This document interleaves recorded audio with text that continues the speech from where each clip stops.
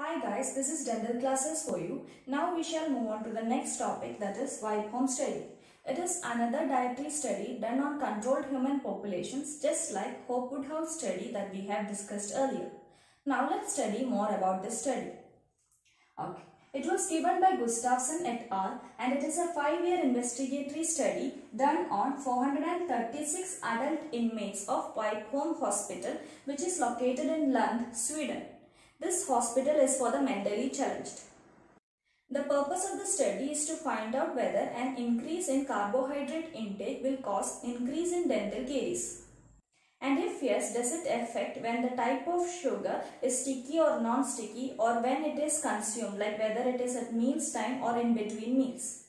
The other purpose of the study is to find out whether a decrease in carbohydrate intake will decrease the dental caries. So that's about the purpose. Now we shall see the method. Actually, the diet in the Vipeholm Hospital was nutritious. It had little sugar and there was no provision for in-between meal snacks. But during this study, what they did is that they had grouped them into 1 control and 6 experimental groups. The 6 experimental groups are a sucrose group, a bread group, a chocolate group, a caramel group, an 8 toffee group and a 24 toffee group.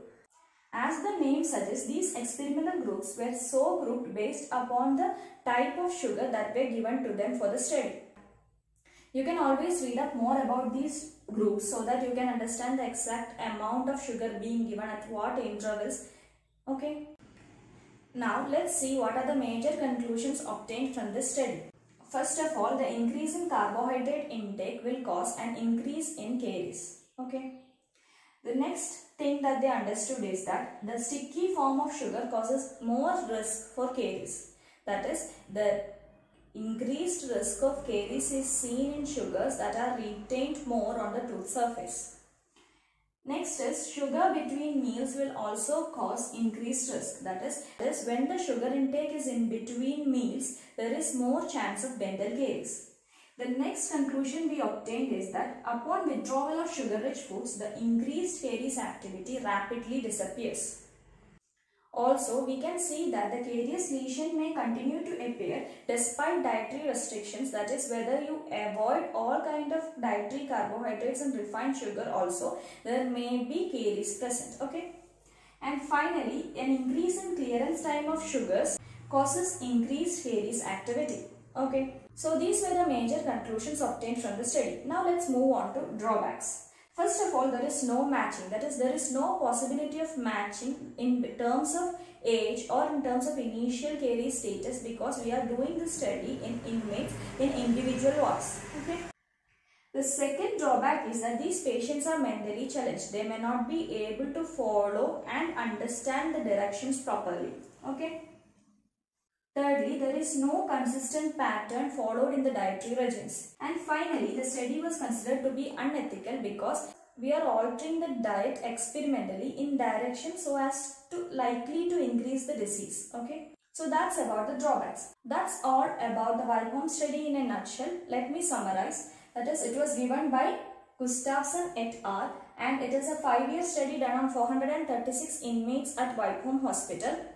The purpose of the study is to see whether an increase in dietary carbohydrates will cause increase in dental caries and a decrease in dietary carbohydrates will decrease dental caries. Okay. Now moving on to the method, there were 1 control and 6 experimental groups as mentioned.